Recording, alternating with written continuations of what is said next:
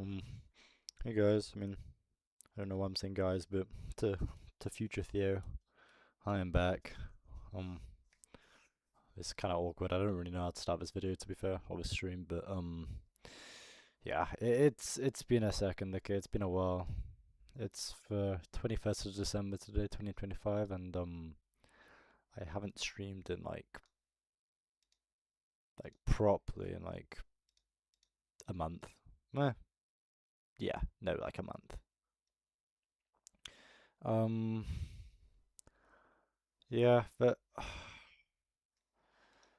I I I don't really know what to say, except I'm a fucking bum and I almost gave up.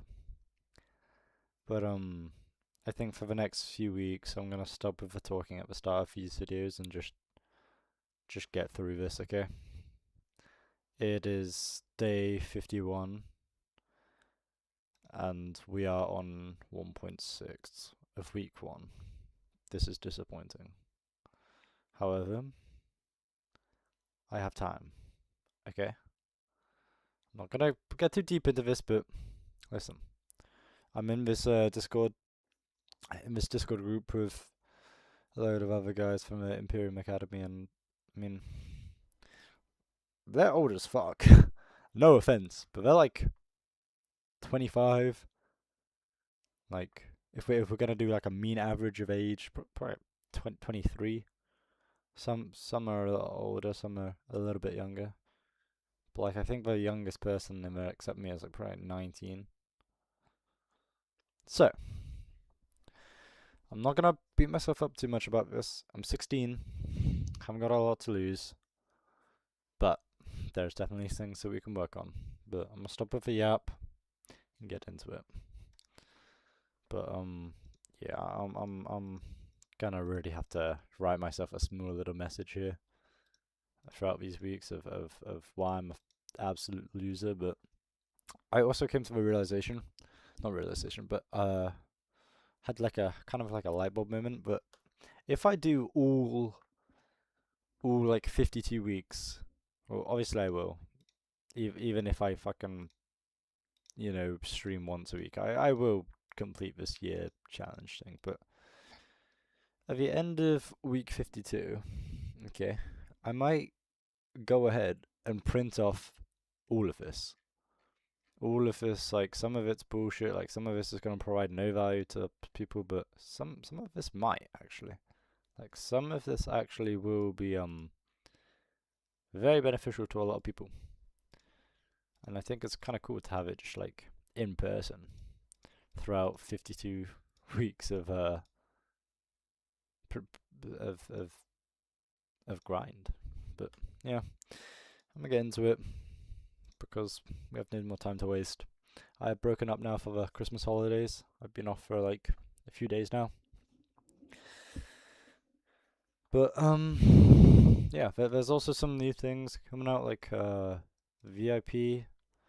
Haven't really looked too much into this, but hey, we'll see where this goes. Okay, maybe we do buy into this. Like I could buy this now, but the thing is, I just don't trust myself. Like I feel like I'm not trying to be one of these people that buy really expensive courses and just like doesn't act on them. I feel like I gotta get my mindset right, and we are getting close to that. Okay, we're almost at week 2. But anyway, lock in, get it done.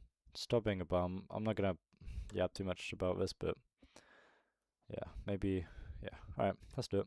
Doing the exact same thing as everybody else. But for most of this video, I will stay silent, but just because is kind of like irrelevant. Not irrelevant, but I don't need to talk throughout this. But this is gonna just be us watching it. But yeah, also another thing to add that my monitor broke. I mean it's been broken for like 6 months now, but it's like fully, I mean I can try it now. But it's like fucked. Like completely. It won't. Will it do it? No, it won't. It just, yeah. It has these like lines at the bottom of the screen. It's like from just wear or something. I don't really know what happens, but I've had it for a good like 5 years now, so it's about time. But yeah, maybe anyone has some cheap monitor recommendations. I'll buy one. But yeah, let's get into it. Well, of course you're not going to get clients. It's kind of like well, like how the hell are you going to The pick? reason why I just brought that up, by the way, is because I will be like tabbing in and out of this a lot. Like I will have to, yeah. Okay. It'd be like if you went to, it's like imagine going into a theatre or a cinema, not a cinema, but you go into a theatre with a big stage, okay? And there's 50,000 seats in this theatre.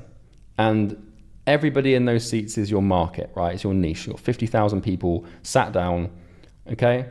And then on stage, you walk out with 5,000 of your competitors. And your job is to stand out from the I think I've seen this bit.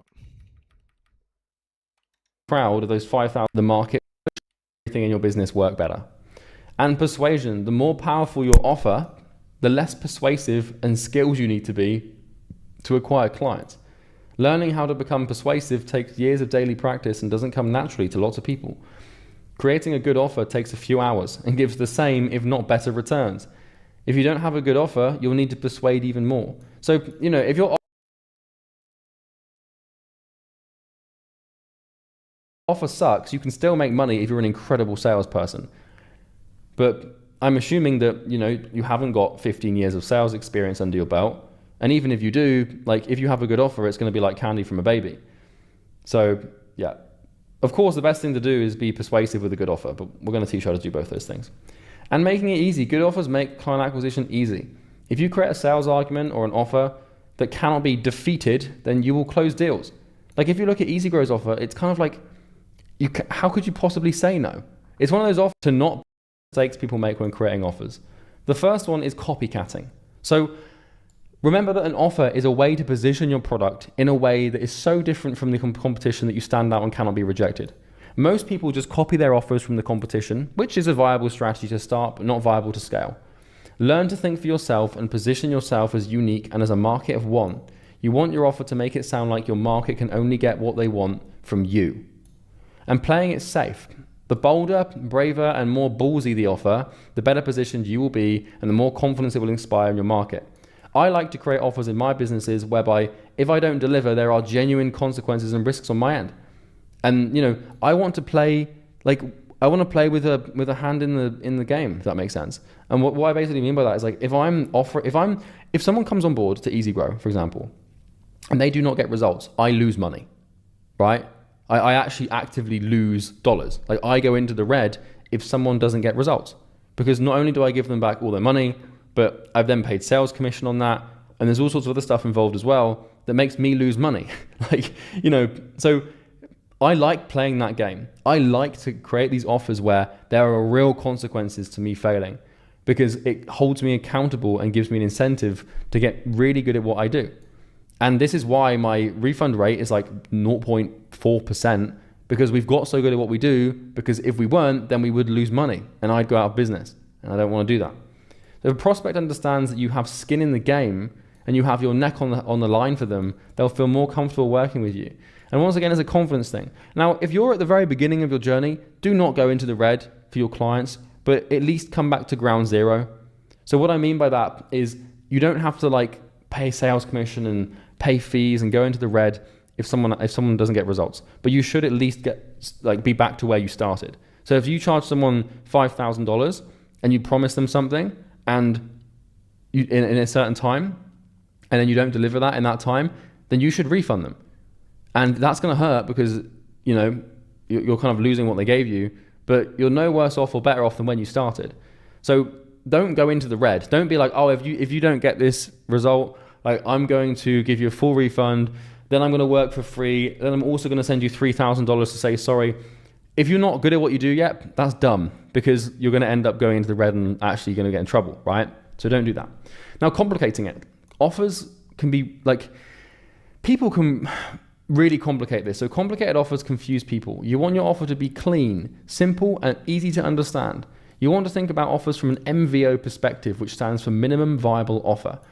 Asking yourself, what can I remove from this offer while still making it as grand slam as possible? The best way to strengthen your offer is to remove things, not add them. Okay, this is really important. So when we're building our offer, like you're going to be tempted to write this thing to like 3 or 4 paragraphs, but I'm telling you now that the easiest way to make an offer more appealing and compelling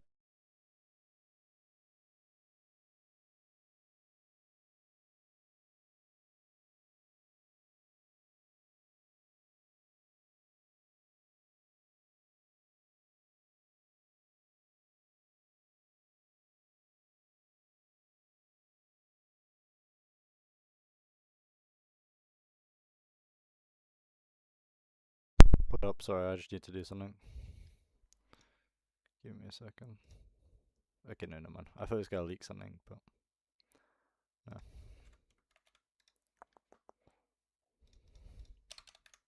There you go. Let me test out if my keybinds work really quickly. So this should turn off. Yeah, that should turn on. Okay, nice. is to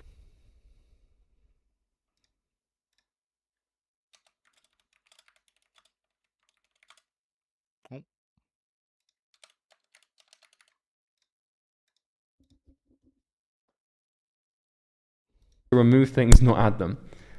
So, you know, you're going to have a short form message, long form message. You're going to have your pitch as a result of this. If it's complicated, you're going to lose deals because people like, you might think that, oh, well, I'm just going to put in as much as I can and make it like as many words. No. No one's going to care and you're going to lose money. And also non-industry specific. So if you're working in a certain market, then your offer should be tailored towards that market. And this sounds simple enough, but you want to use industry specific buzzwords and expectations. Otherwise, you will alienate your market or not resonate with them. So an example of this, I had a client doing marketing for interior designers. Okay, so one of our clients was doing marketing for interior designers and he was promising high ticket customers. Now, interior, like in the online space, in the consulting space, in the agency space, we throw the word high ticket around in the same way that, you know, a normal person would throw around the word hello. It's just part of our lingo. We just say high ticket. We know exactly what it means. But I challenged him and I said, when has an interior designer ever used the words high ticket? And he was like, yeah, fair. I was like, you need to use industry specific language and be very careful using language that you know that they might not know. Because a little bit of thinking would have helped him realize that the words high ticket don't exist in the interior design world. You know, they just don't.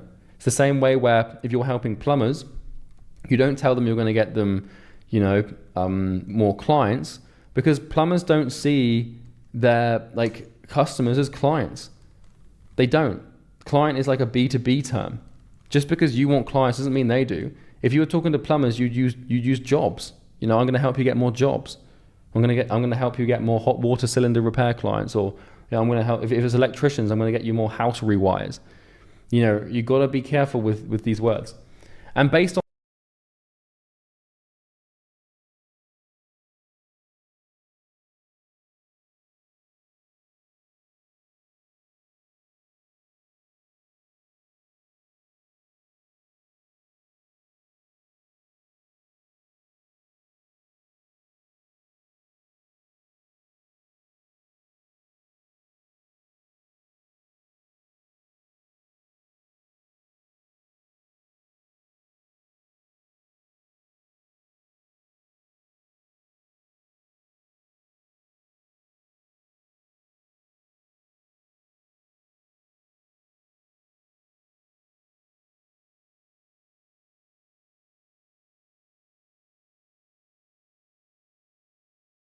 product, okay? You should never build your offer around your product.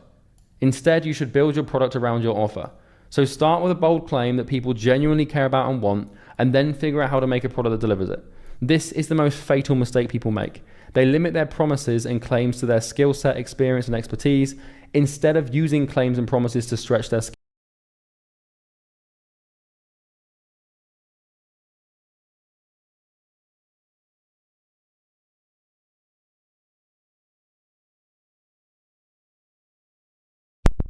Skill set. Your offer should make you uncomfortable and force you to improve. That's really good, though.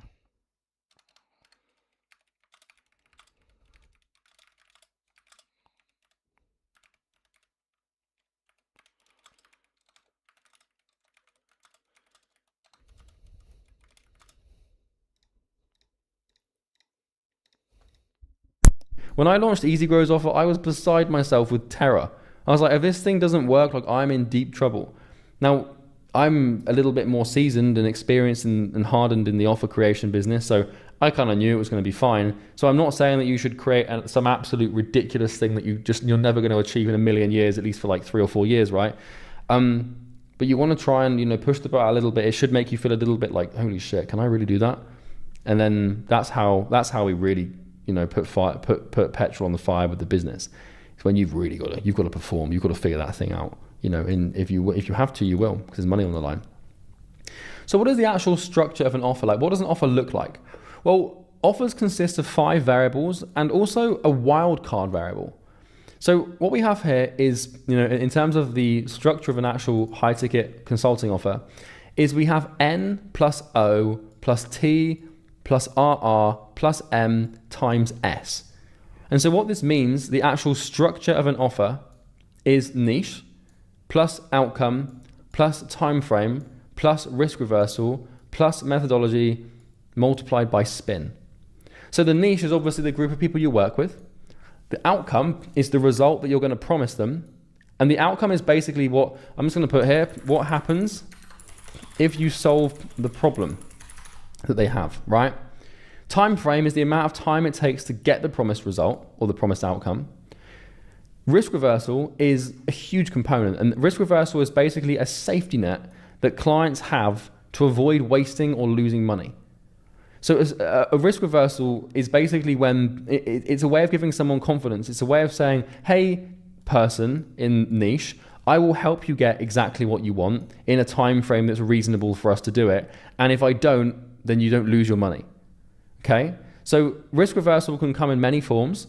You can say guaranteed to work, pay on results, paid on performance, or you don't pay, or your money back, or it's on the house, or we'll pick up the bill, or it's on us, no win, no fee. Charged on delivery, outcome-based payment, only pay when we deliver, no fee without results, etc.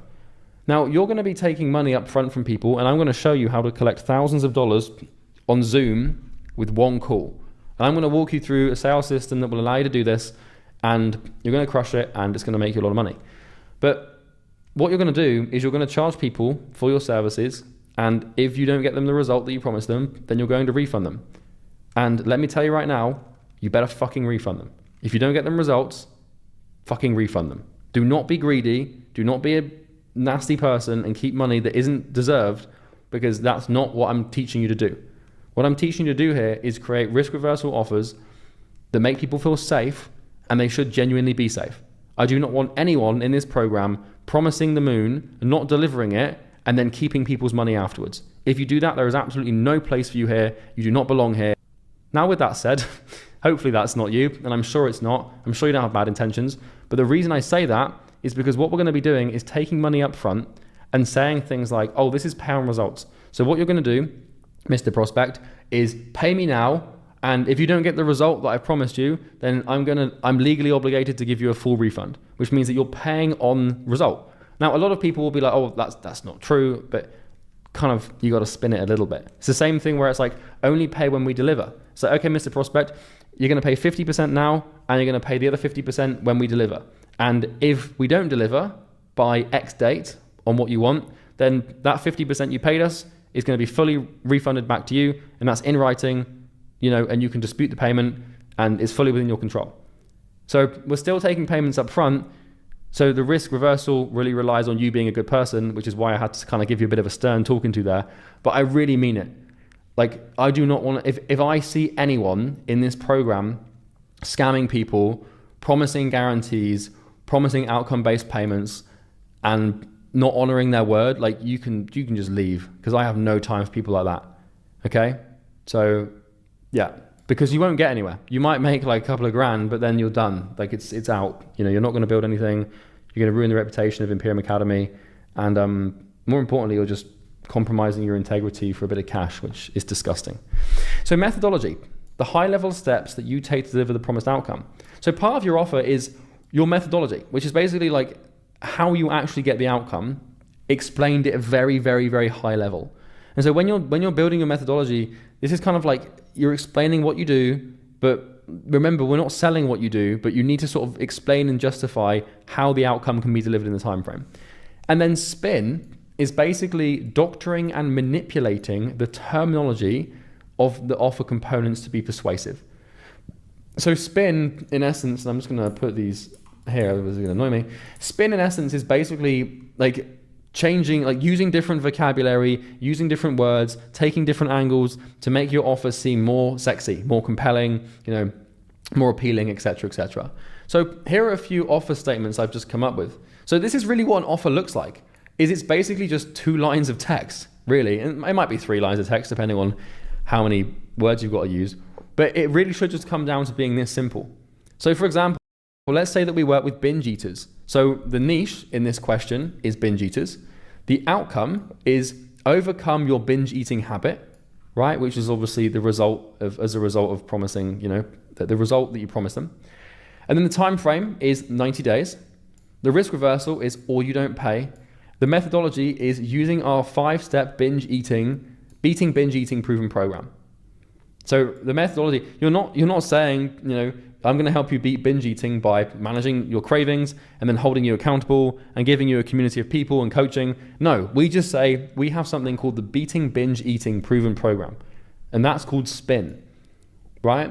So, all of spin is throughout this entire thing where you're spinning it to say overcome your binge eating habit. Because what you could do is you could say instead just, stop binge eating. Yeah, it's what they want, but overcome your binge eating habit, sounds a little bit more compelling than just stop binge eating, right? So we'd use words like overcome instead of stop. And then another example of an offer could be for here. So the niche is parents who want their kids to be Ivy League educated. The outcome is I'll get your child into an Ivy League school. Time frame by their 19th birthday. Risk reversal, no win, no fee. Methodology using a proven Ivy League approved model. Okay? So, you could put Ivy League education model, preparation model. You want to play around with these words and put spin on it to make it sound sexier. And so what I mean by this no win, no fee thing here is what you do is you go to these parents, if you were in this niche, and you'd say, okay, give me $10,000 and I'll guarantee that this happens.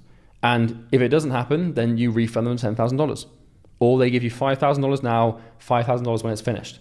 But if you don't get the result, you give them back their money, right? Or dentists. I'll help you sign, so the niche is dentists. The outcome, I'll help you sign 10 Invisalign clients in the next 10 weeks with a full money back guarantee if not, using our 3-step Invisalign acquisition process. Okay? And you could get fancy with it. You could say Invisalign prime time acquisition process. That might not work very well. But you know what I mean. You want to put some spin on it, make it sound sexy. Another example, gym owners. 100 qualified appointments. This is spin. I could just say 100 appointments, but I'm saying qualified appointments. 100 qualified appointments ready for a consultation through your door in the next 30 days on a pure pay per qualified appointment basis using our signature no ad spend appointment system. So I could say here, right, let's just give this example. So let's say we didn't put any spin on this, right? I could say gym owners, 100 appointments in the next 30 days on pay per appointment using our appointment system. That's an offer with no spin. But what sounds more compelling? Gym owners, 100 qualified appointments ready for consultation through your door. You could even say primed for consultation through your door in the next 30 days on a pure paper qualified basis, blah, blah, blah, using our signature ad spend model, no ad spend at appointment. I'm tripping over my words, but you get my point, right? When you say the same thing too many times, you start to trip over it, but you can see the example of spin here. Okay. So some other examples of spin. So, I could say Imperium Academy is a course that contains videos explaining how to start a business. That's a fair assessment. That's what we do here. But if I put some spin on this, I could say Imperium Academy is a fast track to becoming a millionaire with a 1-person remote online business, even with no experience, money, or ideas. So if you were buying the academy again, or you were starting it again, you know, you were enrolling again, what would make you buy more? This first one or the second one? Well, the second one, and this is spin, okay? Another example of spin, I could say Easy Grow helps agency owners, coaches and consultants get clients. Or with spin, I could say Easy Grow gives 15 easily installed client acquisition infrastructures pre-built for you by experts who have already solved the problem for themselves and 2,000 other people. What's more persuasive, you know? So if you're wondering, like, what does an offer look like? It's just a couple of sentences. It's really just a couple of sentences, and those sentences consist of the niche, the outcome, the time frame, the risk reversal mechanism, and then the methodology with some spin on it. That's it. It's nothing crazy. It's nothing wild. You know, this is what you're going to be sending to people to get clients. This is what you're going to talk about if you're making content or making ads. And the better you get at making this little sentence as compelling as possible, the better. Okay? So here's just a quick visual before we build the thing. Because this is really what an offer looks like. You know, we can kind of see what they look like in written form here. But to visualize them, this is how it works, okay? So I'm just going to drag this out for you so you can see a little bit better. Okay. So what we have here is a human with their current situation. And this is where someone currently is in life, typically unhappy and in pain. And then what we have here is this mess. This is a problem or something that needs to be fixed to achieve an outcome that satisfies a drive. So people are in their current situations and they have a mess in their current situations, which is basically a problem. Up here, we have their desired situation, which is where someone wants to be in life, typically happy and pleasurable. And then we have this star, which is the outcome, the end result of the result of working with you. And this should align with their goal. So the star, the outcome, is the desired situation. And this is what happens if we clean up this mess for them and solve this problem. Then we have these steps, because to go from current situation to desired situation, we have to bridge the gap. And the steps here, you know, that you can see represent the methodology. These are the steps or instructions you or they have to take or follow to make it work. And so this is the methodology. You know, this is like the 5-step process or 6-step process or 42 videos or whatever it is. And here we have time, so the time frame it's going to take for them to use this methodology to get the result. And at the bottom we have the trampoline. The trampoline or safety net is the guarantee. It's the risk reversal. It catches someone and bounces them back to the initial situation where they were if the steps fail and fall through. So people need to know, because it's kind of, people need to know if they're going to climb your steps and climb your methodology, that if the steps fall through and break, there's going to be something to catch them so they don't break their legs. Because people do not buy things if they do not believe they're going to work. And the easiest way to have someone not believe it's going to work is to make it very clear that if they try your methodology and it doesn't work, they're worse off than they were before. Because if you have no risk reversal and someone tries to climb your steps to get to the desired situation and it doesn't work and they fall off, well, now they're back where they started, but worse because they've got less money.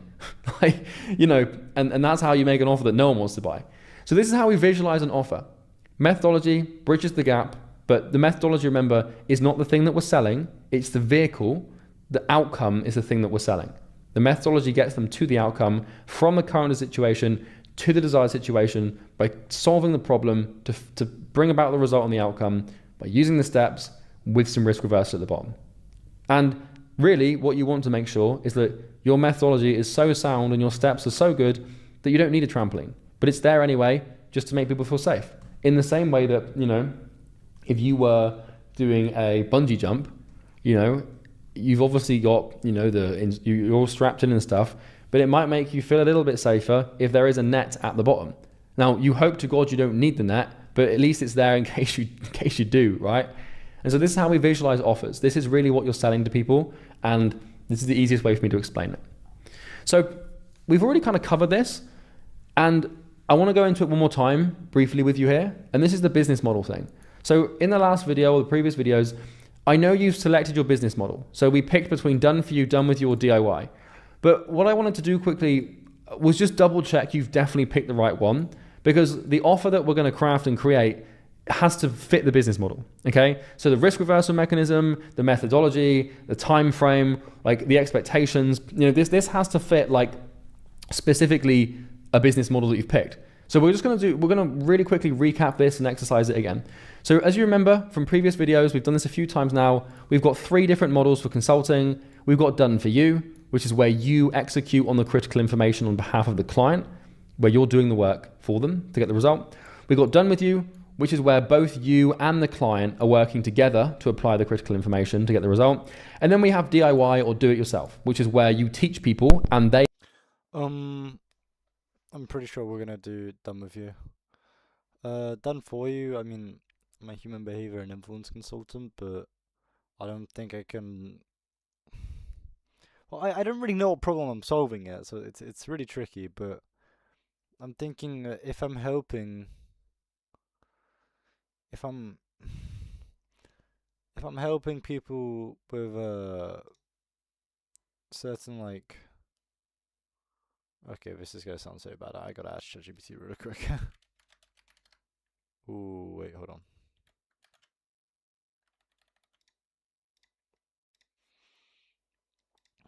Why am I not logged in for? No.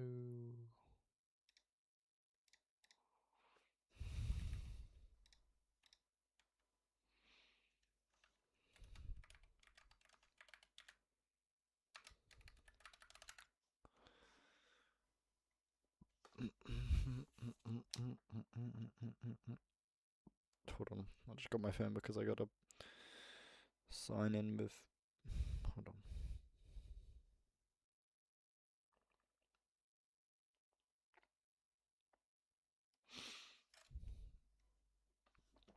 Authentication error.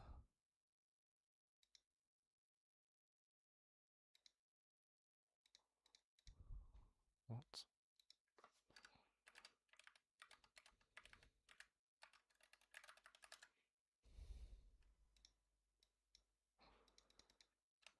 Huh?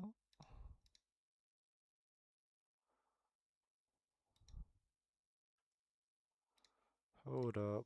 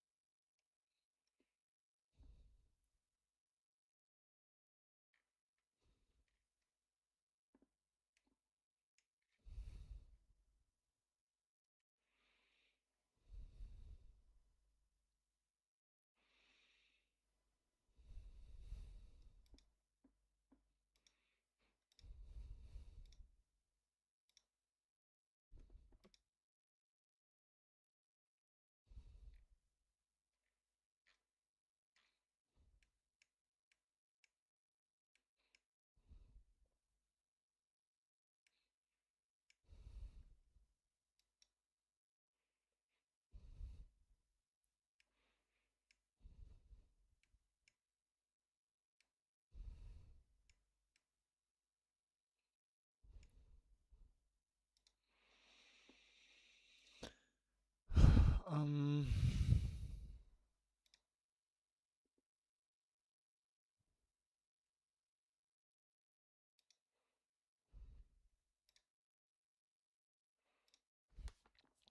Hmm. What has happened?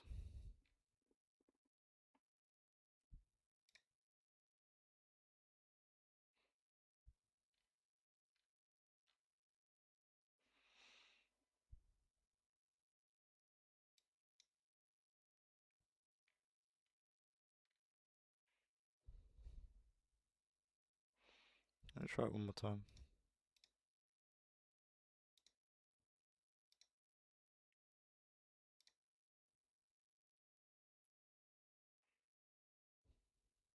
Oh, it worked now.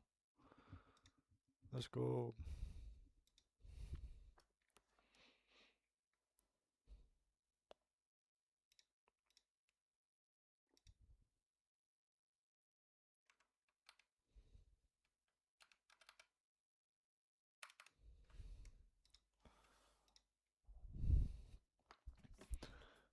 Uh.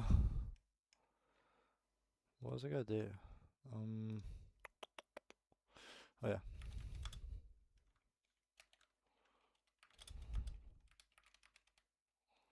Wait. What's the question I was going to ask? Hold on. They apply the critical information. You and the client are working together to apply the critical information. Okay, so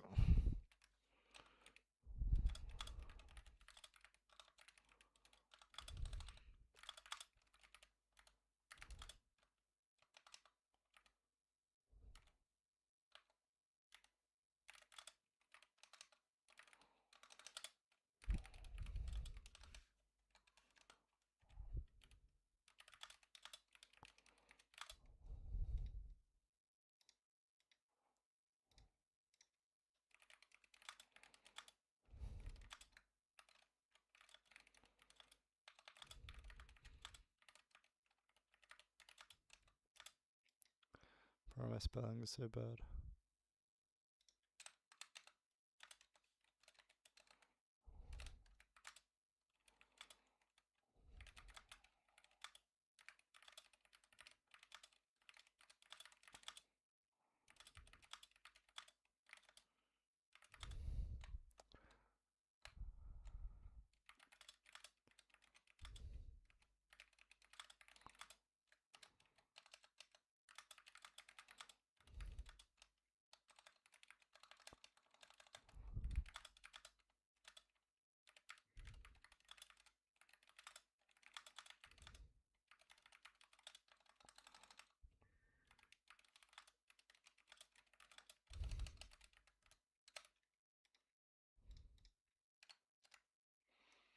ChatGPT seems really like far away.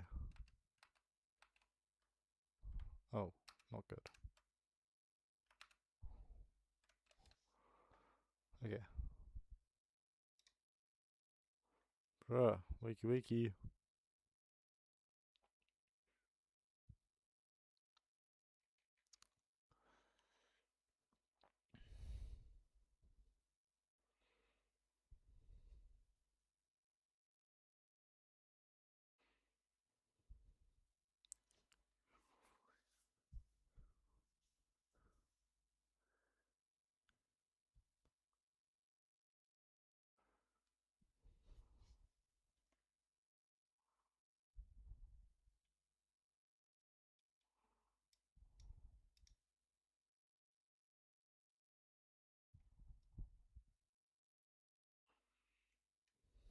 Oh,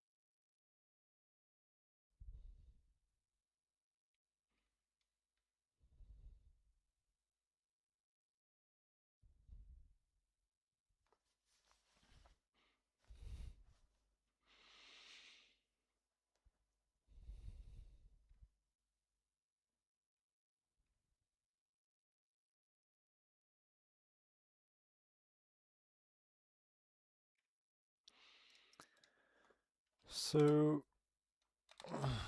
okay. This is like, bro, why is ChatGPT so laggy for fuck's sake?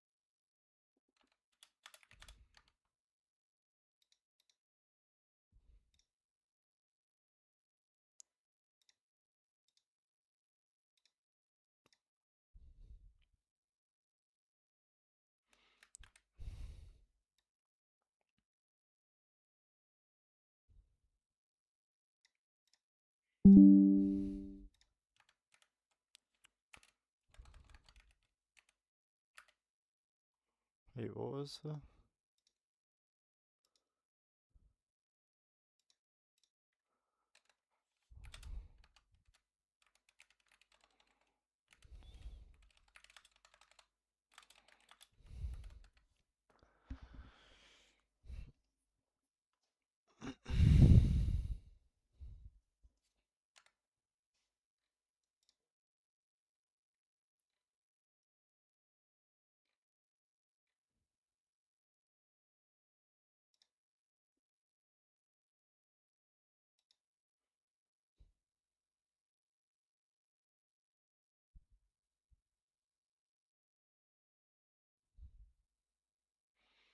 Yeah, I was saying done with you.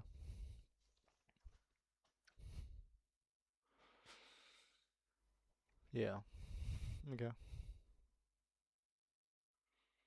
Yeah, yeah, yeah, makes sense. Okay, that's fine.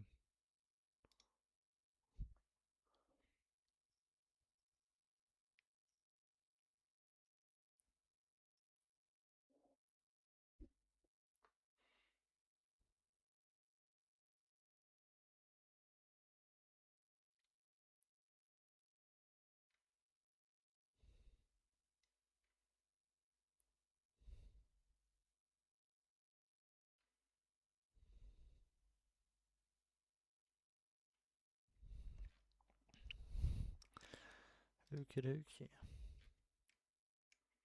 Yeah. So making sure we are using a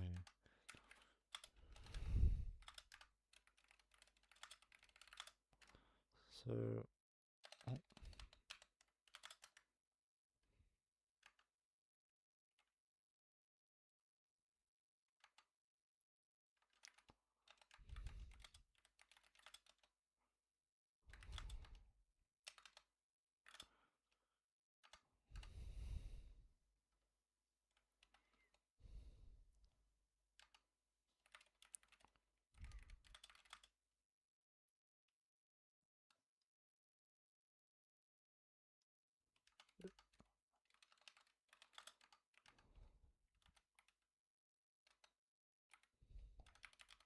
I keep on forgetting how to spell psychology. It is. Did I get that wrong way around? I feel like I did. Persuasion and sales psychology.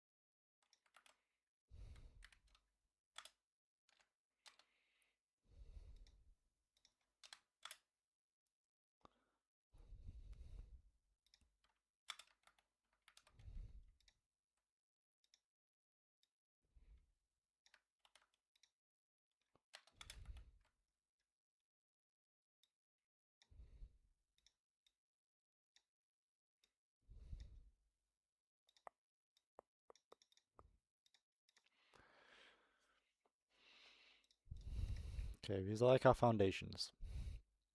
Then remember, don't we have... No.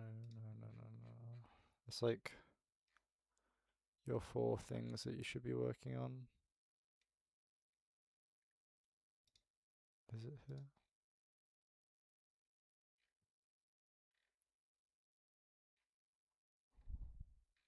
No.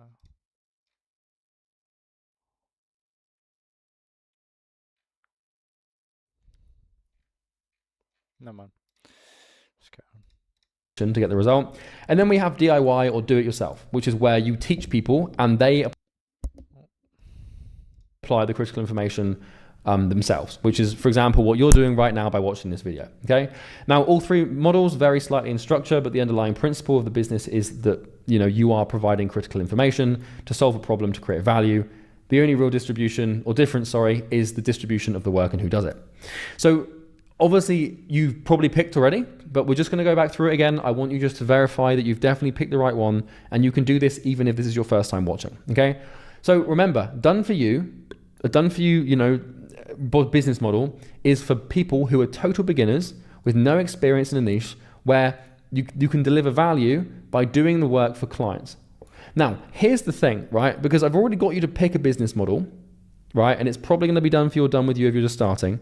But until you understand the true nature of the problem that you're going to be solving, you don't really know which one to pick. So the reason I've had to reintroduce this and put this back in here is because when you come to revisit this, when you've actually done some research on your market and you validate a problem, you might have to switch the model from done with you to done for you, or done for you to done with you. So because, for example, if you decided to pick, I don't know, what's a good example? Let's say that you decided to pick, you wanted to help aspiring actors get better at method acting, okay? And that's going to be your thing. And that's the problem you're going to help them solve, is specifically getting better at method acting, which by the way is a form of acting with no script. Maybe that's what you want to do. Well, you can't do that for them. That's not a done for you thing. You can't do better method acting for someone else. It's going to have to be done with you coaching.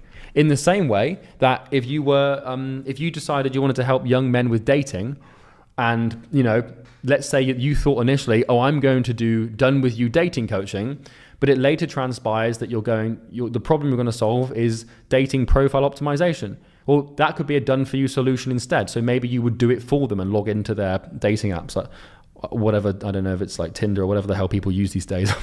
I'm honestly not sure, but you know what I mean? So the point I'm making is right now you've probably picked one, but you might have to change it depending on what problem you're trying to solve. So done for you, done with you, total beginners, you know, for people who are beginners, but this is where you're doing the work. So you solve the problem by doing it for them. Done with you is where you solve the problem by coaching them how to do it. And do it yourself is only for people, and this is very important, it's only for people who have successfully got the result and solved the problem properly for more than 15 clients in the same niche as a done for you or done with you consultant. So what this means is that you've serviced 15 people, and you've serviced 15 people properly and actually gotten them results, and you've actually delivered the outcome and solved the problem for 15 people. Now, the other exception to this, the only exception to this, is you can go straight into do it yourself and build a course if you've already solved the problem yourself. So for example, if you want to teach people how to become successful property investors, but you've already done this yourself, well then you can do DIY. So to qualify for DIY, either you've done it yourself or you've done it for 15 people.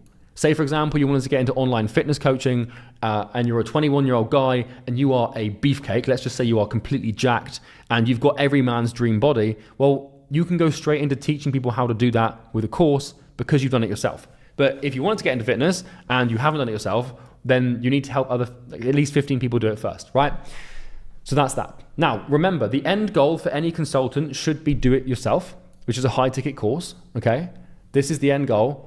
And 99% of you should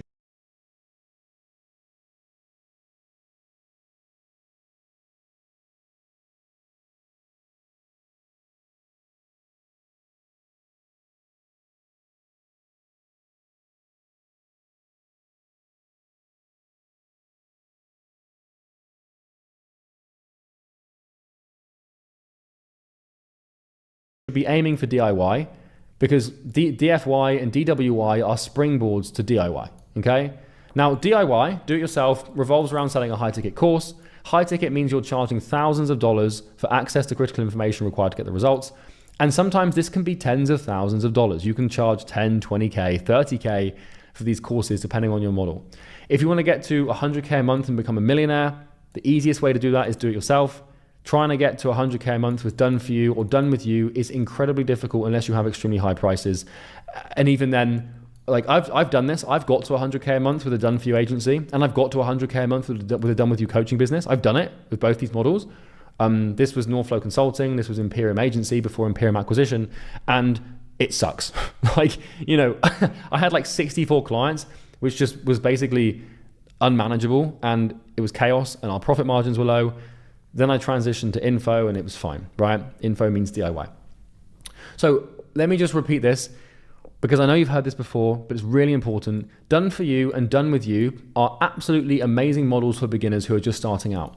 You know, for you to get to $5,000 a month, $10,000 a month, $20,000 a month, $30,000, $40,000, $50,000 a month, done for you and do it yourself. No, sorry, done for you and done with you. They are your best friends. But the second that you become competent enough to be considered a true expert, which means that you've either done it for yourself or done it for 15 people, then it's time to move to DIY. So your goal, if you've picked DWY or DFY, is to get to DIY. I just want to get this into your brain now, because I want to set your expectations that I know you're not worried about this. I know you're not thinking about 100K a month. I know you're not thinking about 50K a month. You just want to get a couple of clients and start making some money online. But you're going to get good at this if you pay attention to the program. If you do what I tell you to do, if you do the action items, if you really do the niche research, you work on your mindset, you become an expert, you learn to sell, you book appointments, you learn to, if you actually do this program, you're going to get to like six figures, multi-six figures, maybe even, probably even more, right? You probably will if you really nail it. And when that happens, you're going to want to take the next step, which is DIY. So I'm just telling you now and setting your expectations for the future. So once again, you're not going to be able to answer this. You can kind of answer this now, but you might have to change your mind. Based on your understanding of the above and your niche and their problem and, you know, potential expertise you have to build, which business model are you going to pick to start? Decide it now and write down. So if you've done it for yourself and you want to teach other people how to do it, then you're going to put DIY. But if the problem requires that the person takes some responsibility and does it themselves, then you're going to do done with you. But if the problem can be solved for them, then it's going to be done for you. Okay? So you need to pick. Now, a little warning, and this is really important. Please do not try to build don't just jump the gun. Do not try to build a high ticket course or an info product, which is DIY, right, off the rip without having actually done it yourself or having helped 15 people first. Also, if you do decide to go down the do-it-yourself route and you want to get into the high ticket consulting realm, then you're going to need Consulting Nirvana and EasyGrow. Consulting Nirvana and EasyGrow, in fact, let me show you. So I just pulled this up. This is Consulting Nirvana. And Consulting Nirvana is basically a 4-phase program inside of EasyGrow that teaches you how to build a DIY solution. If you try to build a high-ticket course, There's some like new videos that got these things. Huh.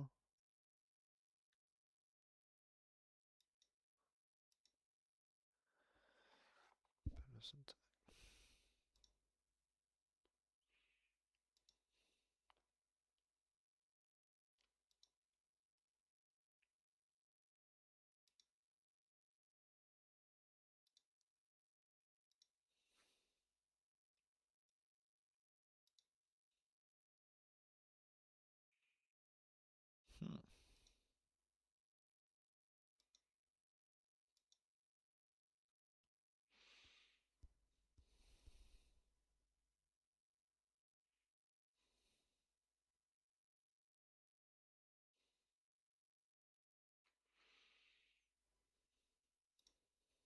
Oh, is this free? Oh no, man.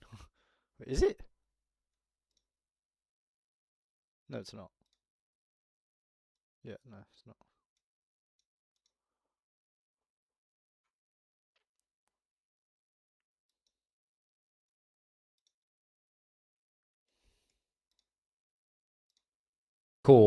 or do it I might look at this thing by the way later.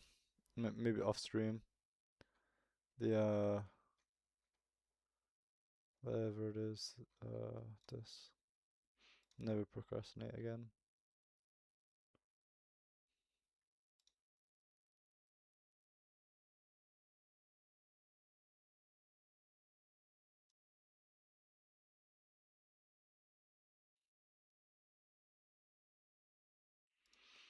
Hmm.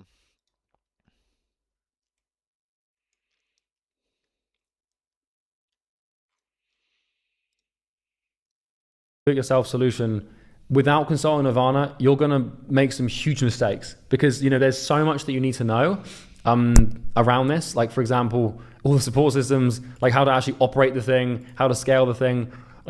If, for example, if you're transitioning from one business model to another, like DWY or DFY to DIY, you need to know like how to graduate and how to actually transition. And there's a whole checklist for this. My point here is that going to an info model is not easy, and there's a lot of things to bear in mind. There's a whole methodology for course creation, and if you don't understand this, you're headed for trouble. Trust me, I've built many courses before, and only when I built them using the principles that I lay out on Consult Nirvana did they actually make sense. So when you're ready to create a DIY offer or a high ticket course, then you should apply for EasyGrow. Now you might want to apply for EasyGrow before you're ready to transition, if you want to scale what you've already got. So let's say that you start a done for you service or a done with you service and you get a couple of clients and you want to get way more clients really quickly and get to like six figures like tomorrow, then you can apply for EasyGrow. But at the same time, the other person that might want to apply for EasyGrow is someone who wants to start a DIY thing off the bat, right? It's really important. If you want instructions on how to apply for EasyGrow, then there will be instructions in the week 1 introduction video. Please just do not try to do it alone. You need Consult Nirvana. Like trying to build a course and structure a high ticket deal and the guarantee terms and like actually making the content, like it's going to take you 5 times longer if you don't know what you're doing. So just a piece of advice, right? So risk reversal models. So let's just talk about this risk reversal.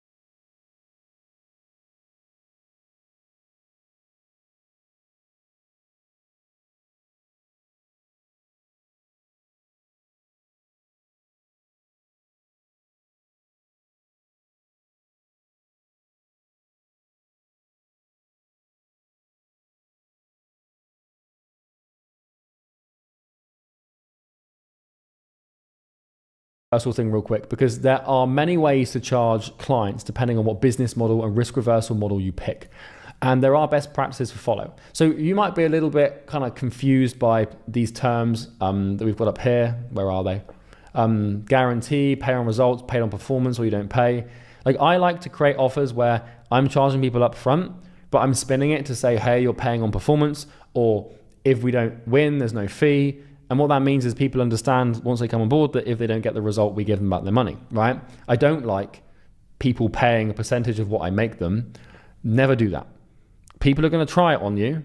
Clients are going to try and take the piss, and then they're going to be like, oh, how about you just do all the work and I'll pay you if it works? Like, no, because in order for a consulting solution to work, both you and the prospect have to have skin in the game.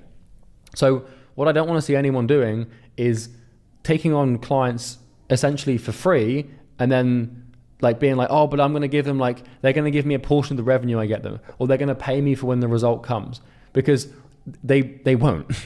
And also they have no incentive to actually, like, they have nothing to see it through. If you start coaching someone and they haven't paid you any money, they're not going to listen to you. Like, you know, a coach only holds authority insofar as financial transaction has occurred. And same thing with a done for you agency. If you start doing a service for someone and they haven't paid for it, then they're not going to give you the things you need. They're not going to listen to you. They're not going to get results. So it's actually within people's best interest to pay money up front. As long as you're a person of honor, a man or a woman of honor, and you give back the money, if it doesn't work, that's all that matters. So with this risk reversal thing, let's just discuss it real quick. Okay. So if you're running a done-for-you marketing agency, as I'm sure a lot of you might be thinking about doing, then you can go here for the best risk reversal models. So what I've actually got is an entire module dedicated to SMMA, or social media marketing risk reversal models. And there's a whole to SMMA. So what I've actually got is an entire module dedicated to SMMA, or social media marketing risk reversal models. And there's a whole video on it here. So if you want to watch this, then you can come here and watch it. And this basically explains all of the models for social media marketing agencies that you can use to get clients. And there's 7 different models that you can see here. And this is specifically for the social media marketing agency space. If you're not going into SMMA or marketing, then you don't need to worry about this. And I wouldn't worry too much. It's a lot simpler. If you're running a done for you or done with you model that isn't marketing, that's not SMMA, then all you're going to do is reverse the risk with a refund guarantee that's conditional on you and them doing the work. So it's super simple. You bring them on. You can use any of these terms to get people on appointments, and then just say, it's this amount of money. If in this time frame you don't get the result, you get it all back. That's pay on results. That's paid on performance. Or you don't pay, or your money back. It's on the house, or we pick up the bill, or it's on us, or it's no win, no fee. You can use these terms with a simple refund clause. And you might think you can't, but trust me, you can, because I've done this to make $25 to $30 million. Okay? And that's that. So basically, if you're running a DFY or done with you model, what you want to do is make a list of everything that you need to do and that they need to do to get the result. So all the causes that create the effect that solve the problem to get the outcome. And if they don't get the result, then you're going to give them a refund. So say, for example, it's a done with you model where you're helping, brides to be get into a certain size of dress. Well, you're going to guarantee that they get into that dress. You'd call it like the, bridal boutique guarantee or whatever, like the special day guarantee. I don't know. And you're going to make sure that they do the work, because in order for them to actually get into that dress, they have to show up. So you're going to say, you will show up for the gym 4 days a week. You will follow the meal plan that I give you. You will spend this amount of money on groceries. You will do these stretches 2 times a week.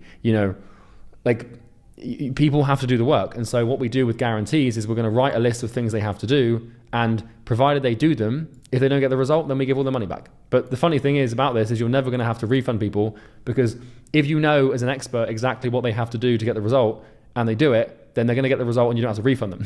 This is why my refund rate for Easy Grow is like less than 1%, like 0.4%, which is completely unheard of in this high ticket world. It's because I know exactly what steps people have to take. So I mandate that they take them, and then people do it, and then they actually get results, so they don't want a refund. It's kind of funny how it works if you know what you're doing, right?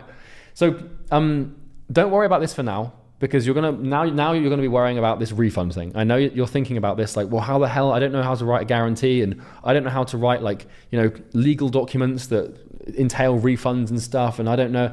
Don't worry about this. We're gonna cover it in week 3 when we build your expertise. We're gonna create the methodology and the steps. For now, just pick a model, okay? So I don't want you to be too concerned with this refund thing. I'm just telling you that it's going to be part of the game, but I don't want you to worry about it because we'll cover it. Now, DIY is pretty similar. You're going to reverse the risk with a refund guarantee conditional to specific action items. And also, if you're feeling really spicy, you can put a cash wire on top. So I'll give you, if it doesn't work, I'll give you back all your money. I'll also send you $3,000 to say sorry. Only if you're really confident though, right? So in Consultant Nirvana, in Easy Grow, we explore how to structure these guarantees properly.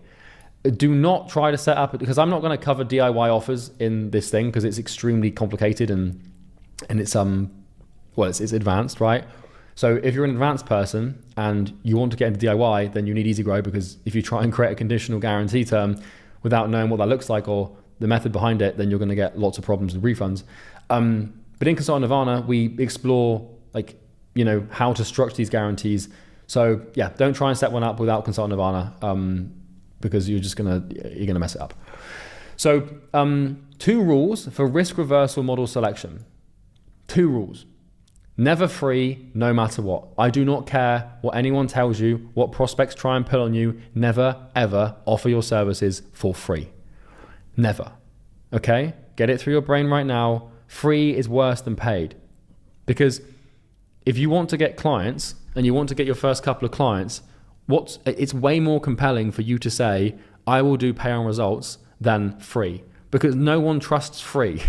Free indicates that something's not really worthwhile and that you're desperate to just sign some deals.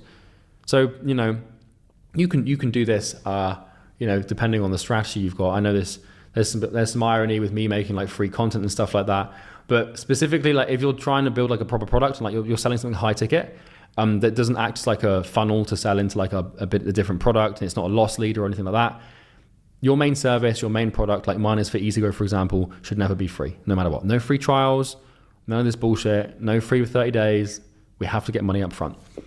The second rule for risk reversal model selection, get paid up front or don't take on a client. Even if it's a small percentage. Even if your first 5 clients, they just pay $100 up front. Even if your first 2 clients, they just pay $50 up front. You have to get some skin in the game. If someone comes on board for free or they don't pay you up front, it will not work and you will not deliver them the outcome. Because they're not going to, if you're doing done for you, they're not going to give you what you need to get the job done because they don't care, because they haven't paid you anything. People only pay, they pay attention when they pay, right? And so don't do this thing for free. Don't be tempted to, by clients that say, oh, well, you want to do this for me? Well, I'll pay you when it happens. Because it's not going to happen because they're not responsible for it. You're going to start, if you're doing like a done with you offer coaching people on something and they haven't paid for it, you have no authority. They're going to waste your time. They're not going to show up to sessions. Don't bother. So now decide on your risk reversal model and write it down. So just quickly write this down. Once again, you might not be there yet because you might not know what problem you're solving. You might not even know specifically what model you're picking yet. You're going to have to do this second time around maybe. The options here, come and revisit it when you feel ready, and we'll continue. So now we've actually got the offer construction steps. So there are 8 steps to creating your offer, and the first 7 can be found in this worksheet. So let's get into it. So what we're doing here is we're basically going through this worksheet to create a statement similar to this, right? We've got a couple of lines that basically explain who we work with, what we do for them, what we get for them, how long it takes to get it, how we reverse the risk, and then obviously the method we're using, or our special sauce, way of doing it. And then we're spinning it to make it sound cool. Okay, so I'm going to give you a full guide on how to create one of these statements here. So step 1, okay, is the niche. So define the needs, wants, and desires to project a meaningful outcome. And these 7 steps are completed by just you answering questions. So what niche are you in? What problem do you solve for this niche? Remember, you won't be able to do this yet if you haven't got the problem, but you'll have it soon, I promise. Why does the niche want to solve this problem? What does the niche desire in their heart of hearts? What do members of this niche want to become? What transformations do your niche want to go through? And what gaps need bridging from your niche's current and desired situation? So ask yourself these questions, really think about them in a lot of detail, and then write down your conclusions. Who do you work with and what do they want to become? The second step is the outcome. So define the end result, the big promise that you're delivering. So the thing with the niche is, you'll notice here, for example, you've got 2 types of niche statement. You've got the standard niche, which is pretty straightforward, and then you've got the niche that wants to become something. Now, all niches want to become something, but this could be binge eaters who want to be rid of their habit. But the thing is all binge eaters would want that. So you have to pick what makes sense here. But for example, the niche here is parents who want their kids to become Ivy League educated, because not many parents want this. or at least, not many parents are willing to pay for it, right? So sometimes with the niche, it could be gym owners, or sometimes it could be gym owners who want to open a second location. And you'll know, based on your market research, what they want to become, and it's up to you to decide whether or not you want to include the becoming statement next to the group. Sometimes it's appropriate, sometimes it's not. It depends. Because if you consult specifically on how gym owners can open up their second location and make that as smooth as possible, then your niche becomes gym owners who want to open a second location, right? It's not just gym owners, because not all gym owners want that. So I hope that makes sense, and you should be able to conclude here who you help. So, who you help, and then what they want to become, if appropriate. Okay? And I will leave that to you to decide. Now, the next thing is the outcome. So define the end result, the promise, the thing that you're delivering. So what is the end result you're delivering? What's the best case scenario outcome of solving your niche's problem? What outcome does this niche want to see as a result of this problem being solved? Why is this outcome important to them? How does this outcome get them to the closest desired situation? So why the hell does this matter? How does this actually help them get what they want? What outcome is required for your niche to go through desired transformation? What result would make your niche jump and scream with joy?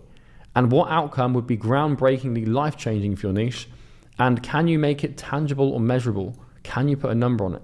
This is not always appropriate, but if you're helping people get appointments, then you want to promise them a certain number of appointments.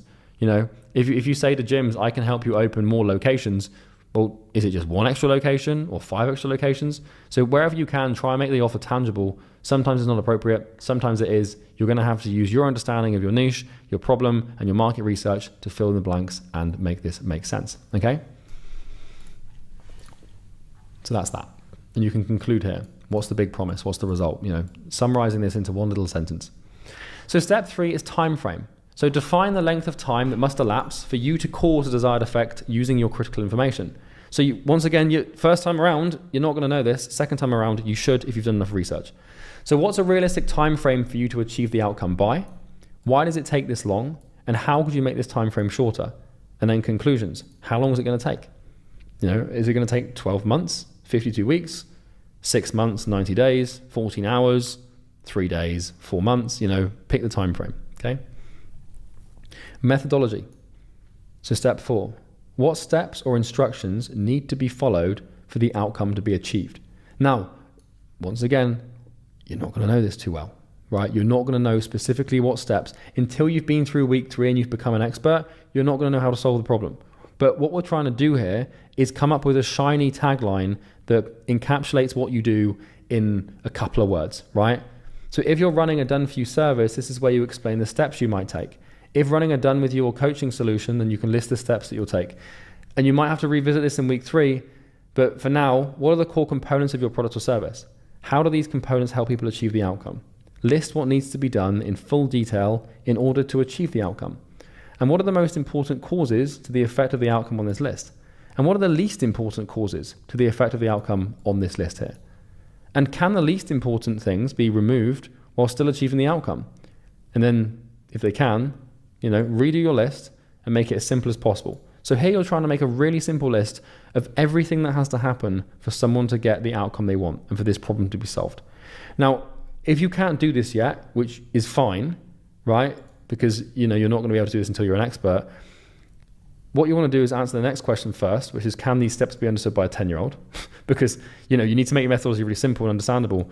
But you're not going to be able, like I said, to do the methodology thing until you're an expert. So you can revisit it after you've become an expert. But for now, all we're doing is this. Spin your methodology to describe it in a few words. So an example of this is our 3-step Invisalign acquisition process, or our proven Ivy League preparation model, or our 5-step beating binge eating proven program, or our signature no ad spend appointment system. Once you've done your market research, you should know what buzzwords to use. You should know what's going to turn people on. You should know what's going to get people to click and buy, and you want to spin it. You want to make that methodology, you want to make those steps seem as sexy and exciting as possible, okay? So write it down when you can. Conclusion, you can write it down here. Step 5 is the model. So write down your business model below, because you'll know this pretty well once you've got your methodology and everything in place, okay? Now step 6 is risk reversal. So you need to guarantee your methodology works to produce the outcome. It's essential. Do not try, if you don't bother trying to continue if you're not willing to guarantee something works, right? Because if you haven't got the confidence to guarantee that what you do works, then why should anyone else have the confidence to buy it? They won't, right? Sales is a transfer of conviction, and the easiest way to state conviction is through your offer. Obviously, you're not going to have a guarantee yet because you don't even know what you're doing if it's your first time, but second time you will. So do you guarantee that if someone follows your methodology, they will achieve the outcome? If no, why not? And you better have a damn good answer to justify to prospects and clients. You know, pretty damn important. I got a client, for example, and he works in the crypto coaching space, and he teaches people how to do crypto investing. And, you know, he cannot guarantee returns. Sometimes, like, he kind of explained this to me. He was like, the reason I cannot guarantee returns is it depends on whether or not we're in a bull or a bear market. So if you're in a bearish market, which means the market is trending downwards, then no one makes returns. So if we're in a bear market, then the guarantee, you can't guarantee anything. But if you're in a bullish market, you can. So he's got a conditional guarantee, I think he structured this, I'm not sure how, on depending where the market is, he will make a guarantee or not. So sometimes, like, there are genuinely things outside of your control that will stop you from being able to guarantee it. But that's going to be for maybe 1 to 1.2% of you. So how will you position your risk reversal? State it here. And don't be afraid to use any of the above if you just have a refund guarantee. It's called spin. So you can say any of these things with a refund guarantee and still close deals and get clients. It's fine. So write it here. Step 7 is to summarize. So you've got your niche, and, you know, this is going to be your niche, and then potentially what they want to become / desire / need. Okay. Outcome, which is what you get them. Time frame is how long it takes. Methodology is the steps. And then obviously, you know, we're going to put methodology spun, put it here so that you can actually list out, like, you know, what it is that you do in a sexy way. The model, done for you, done with you, DIY. The risk reversal, pay on results, no win, no fee, etc. And then once you've got these components, right, which is basically the niche, the outcome, the time frame, the methodology spun, the model, and the risk reversal, well, now you can write your offer below. Now, you're probably not going to include the model specifically in your offer, but sometimes you can if you want to. Like, for example, you're not going to say the words coaching or agency in your thing. So you know what? I'm actually going to remove this because it doesn't make any sense. But if you've got these things together, then, well, now we can actually start to write the offer out below. Okay. And as you can see, we've got niche, niche, outcome, time frame, risk reversal, and then methodology. So I actually need to put this above this, so you can see. Okay. So that's basically how we create an offer. And if you've been through these instructions and steps, then now you can write your offer below. And I'll actually just give you these examples again, because you've already seen these examples. We'll just bring them up here. Okay. So like I've said many times, please don't be an idiot and just copy these. I haven't proven or tested them. They're just examples that I came up with off the top of my head. So yeah, and these examples, these 4 examples I gave you, you can sort of see here again. So we've got the niche. Sometimes we've got who the niche wants to become. Then we've got the outcome, the time frame, the risk reversal, and then the spun methodology. And that's what an offer is. And so if you've done this properly, you can list these things, and you should have really 2 or 3 lines of text that should basically encapsulate what you do in a nutshell. And now you know what you're selling. Bosh. Okay. So where were we? So the last thing is pricing your offer, because now you kind of know, okay, here's what I'm going to give people in the time frame I'm going to give it. Here's how I'm going to make it look sexy and like sellable. But what should you charge? Well, before you can price your offer, you need to know 3 things. And I can't take credit for these things because it was actually Hormozy that taught me these things. I like Alex a lot, so props to Alex for helping me out with these things. So we need to know 3 things to price the offer. So these are from Hormozy's book, $100 Million Offers. Really good read. I'd recommend you read it. So first of all, we have the price to value discrepancy. So people buy products because they believe that what they are getting in value is superior to price. So what they're getting in pain alleviation is superior or better than what they paid for it. And you want to create a price to value discrepancy, meaning that what you offer, or meaning that your offer seems way more valuable than the price they are charging or you're charging for it. So if someone thinks the value is below the price after purchasing, then your business is doomed. So most businesses are below this line that you can see here, which is why they struggle so much with client acquisition. So the point here is that you have your price, and then you have the actual value of your product. And the value of your product is determined by how effective it is at alleviating people's pain and solving a problem.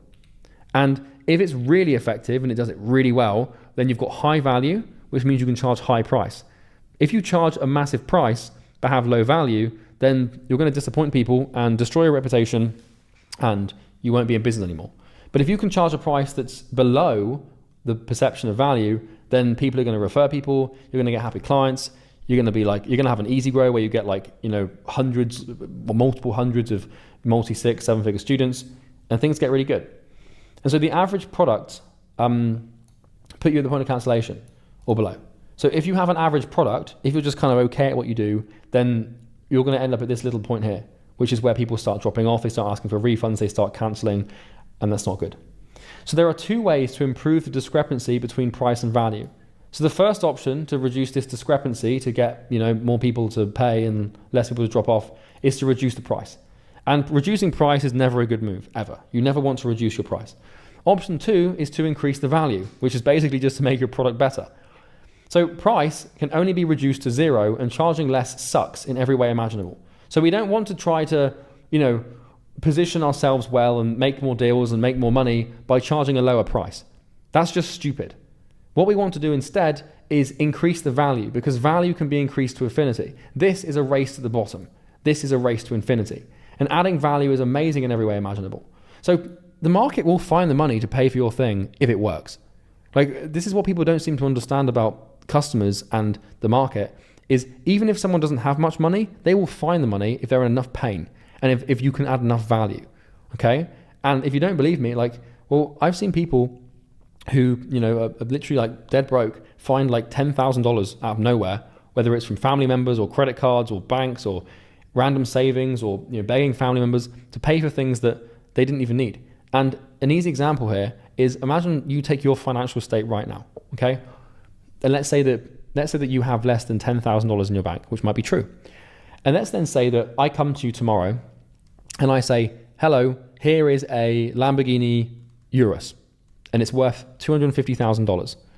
I'm going to sell it to you for $30,000. So you can buy this Lamborghini Urus for 30 grand. And then once you've bought it off me, here's all the paperwork, you can resell it for 250 grand. You would find that money. If I gave you 48 hours, you'd go and find that money. You'd try and take out loans. You would find the money. You'd look under the mattress, because the value to price discrepancy is extreme. It's okay, here's a Lamborghini Urus for 250 grand, but I'll give it to you for 30. Well, the price is high, 30 grand's a lot of money, right? For a car, either way. But still, it's a Lamborghini Urus. So the value is extremely high, because you know that you can turn 30 grand into 250 grand. Same thing if I came to you and said, hey, here's a winning lottery ticket for $5 billion backed by the US government. I'll sell it to you for $100,000. You've got a week to find the money. God knows you're going to find that money. If you truly believe that was actually going to happen, it was actually going to win, if it was guaranteed by the president himself, and I've got a selfie with the president, and I've got the signatures of all of the big banks in America guaranteeing it, and I can give you 1,000 of the people that I've done it for, you're going to go and find 100 grand in a week. You will dance. You will not sleep until you find that money. So what you need to understand, and the point I'm making here, is that it's all about adding value. So it's not about the price. It really isn't. It's just about, can you actually deliver on what you promise, and can you make it really good? The goal for your market when purchasing products is to buy a huge amount of value at a discount. So what people are doing when they make purchasing decisions is they're trying to get as much value as possible for as little money as possible. And they're not worried about how much they spend. This is not a concern. People don't concern themselves with how much things cost. They concern themselves with how much value they get for what they spend. It's dollars at a discount. That's all people want. So don't, when you're pricing your service, don't be afraid to charge high prices. But if you charge high prices, just make sure you have higher value than what you charge, right? So we have the virtuous cycle of price. Once again, this is Hormozy's idea, not mine. So most people price their products by looking at the market, seeing what their competition offers, taking the average price, charging a little bit below the average to stay competitive, and then providing a little more than their competitors, and they end up selling more for less. This is a stupid idea, right? But you don't want to do this, okay? And this is actually called the vicious or virtuous, this is called the vicious cycle of price, where people like, oh, what should I charge? Oh, I know, all my competitors are charging $1,000, so I'm going to charge 920. And it's like, well, that's just kind of stupid, because what you should do is charge like $3,000 and just be like 10 times better than your competition. And then you can charge 3 times more because you're 10 times better. So you don't want to do this. You don't want to do this vicious cycle of price thing. Most businesses you look at suck. If you don't want to be like them, don't copy them.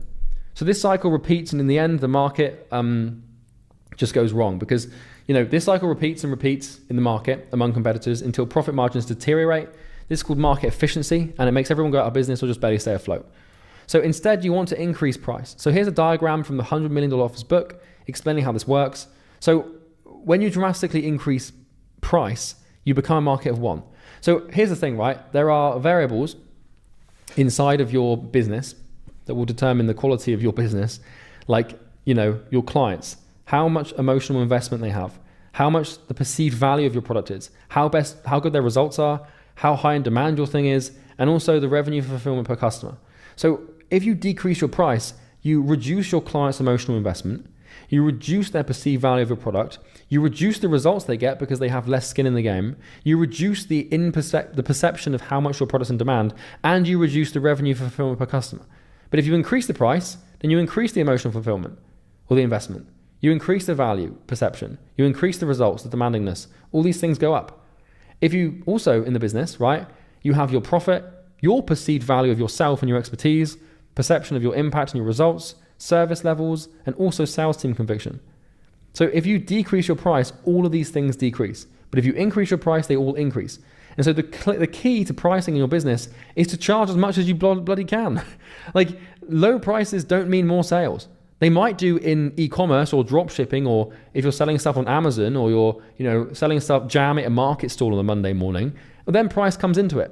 But in this high-ticket online space where we're selling deep solutions to complicated problems, you want to increase your price. You want to charge as much as you can, because the more you charge, the better the results get, the better the profit gets, the better you get, the better your sales team can be. Well, you won't have a sales team for a long time, right? But everything gets better when you charge more money, so you should, okay?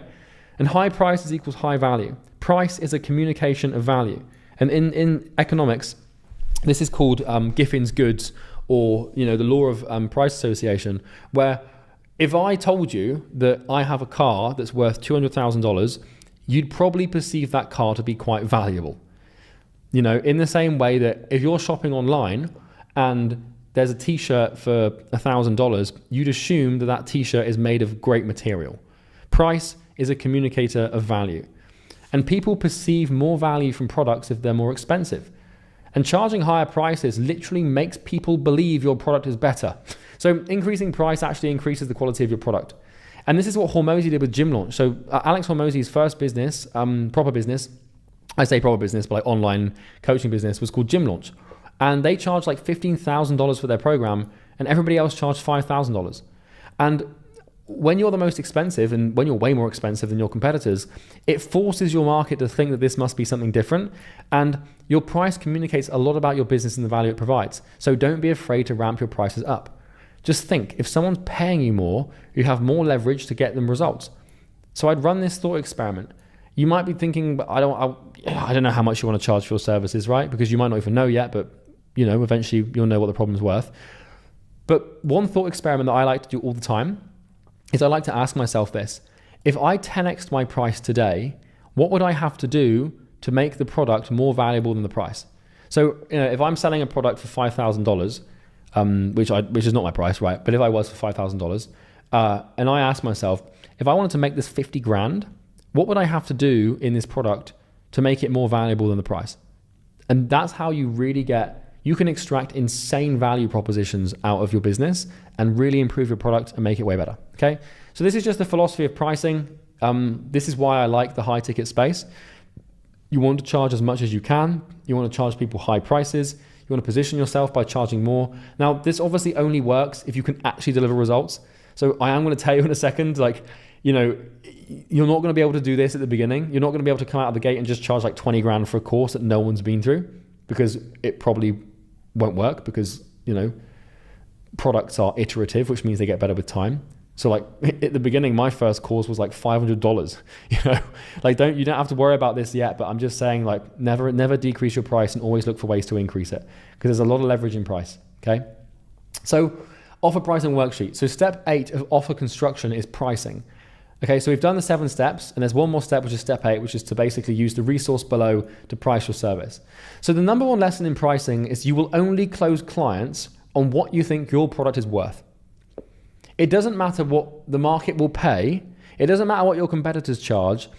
The only real variable that's going to impact how much you can charge is what you think your thing is worth. So if you think that, if you're thinking like, I want to charge $3,000, but you think in your heart of hearts that that's a scam and that your thing is not worth $3,000, then you're not going to be able to sell it. Your fundamental like price restriction is your belief of how good the thing is, okay? So just bear that in mind. It's impossible to sell something for higher than you think it's worth because you're just going to think you're ripping people off and scamming people and you're not going to make any money. This happens all the time with people who come into EasyGrow and they're sort of like, they haven't got a good service yet and they're like, I'm going to charge like 10 grand a month. And then they're like, I'm not making any sales. I'm like, well, why? It's like, well, I don't know. It's like, well, what are people saying on sales calls? Oh, they say it's too expensive. And then I'm like, well, is it? Like, well, yeah, it kind of is. Like, I wouldn't pay 10 grand for it. It's like, well, no one's going to buy it if you think it's too expensive, right? So hint, if you're offering monthly done for you or done with you services, I would try to avoid dipping below $1,000. But at the beginning, you might have to. First couple of clients, don't be afraid to take a couple of $100, right? And if you're offering a DIY high ticket course, do not sell it for less than 3K.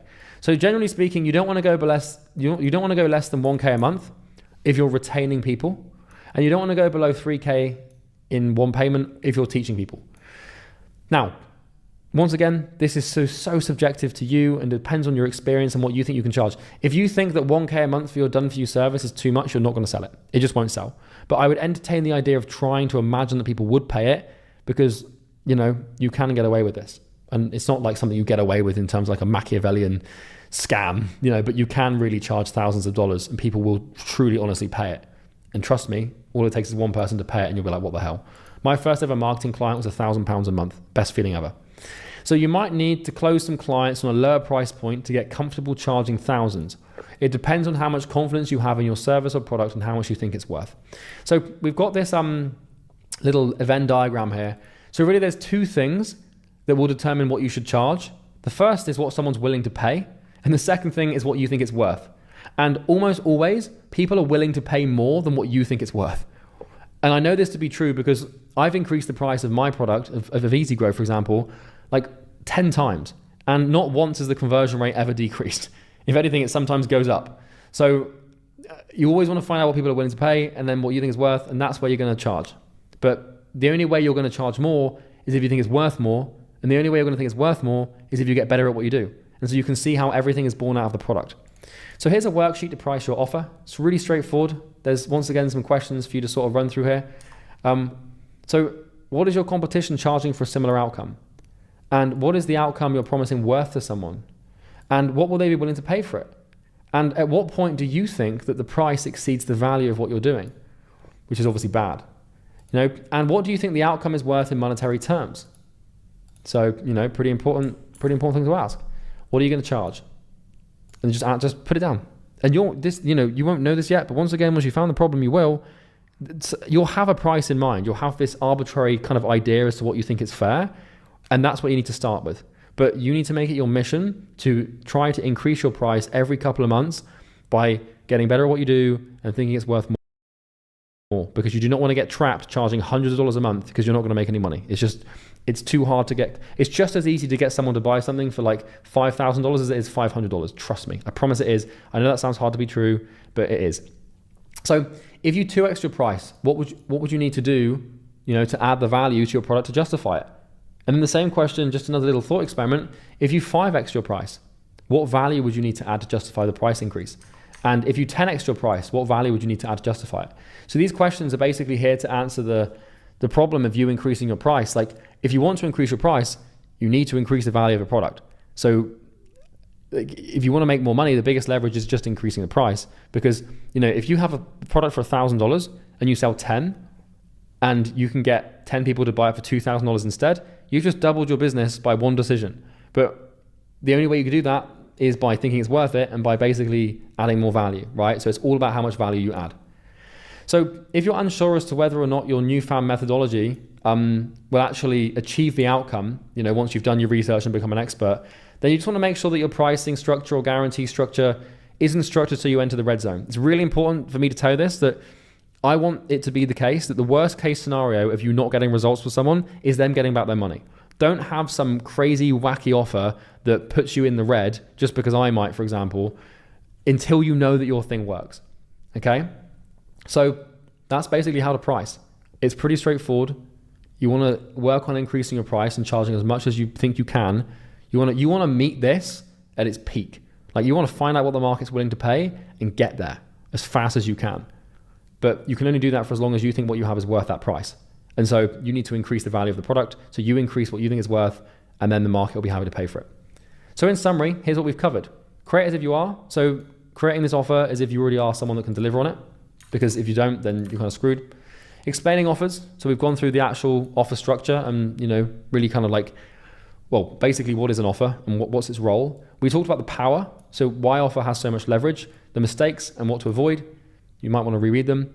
We went through the structure. We visualized it with that diagram. We talked about the business models again. We got into the risk reversal model that you can pick and basically the refund guarantee and how to position that. We went through the 7 steps to construct the offer, the pricing, the thing, and then obviously the actual worksheet itself to price the offer. So that's basically everything that you need to know for now about building offers. It does go deeper than this. And, there are more things you can know in the future if you want to get to 7 figures, for example. And those are things that we have in the offer video in Easy Grow, which is a bit beefier than this one. But this gives you the basics. This gives you enough to get to 10K a month and get those first few clients under your belt. But if you want to build a massive scalable machine, then you need to know more about offers and pricing and leverage. But that can come later, even when you decide that Easy Grow is the fit for you. So that's everything. And I will see you in the next video. Thanks for watching. Okie dokie. That is that done. Let's go. It is, what time? 8 o'clock.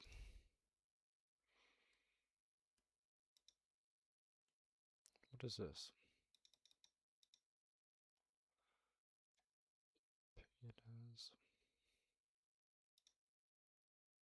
Oh, is this? Oh, yeah. Wait, can you? Oh, wait, no. We actually can watch it. Wait, how can we watch this? Oh, it's done. Instructions that walk you through everything you need to know to Huh.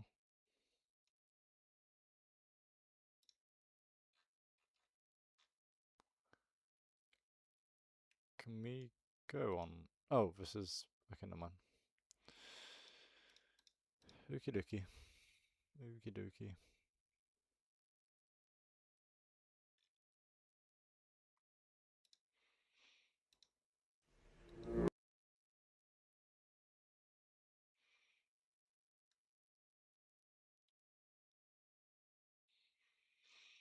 I think we're gonna leave it here for tonight, for today. But we're just trying to get back into it. Okay, I'll be streaming tomorrow. Hopefully, I definitely will be. Actually, I'm gonna write a note to myself, and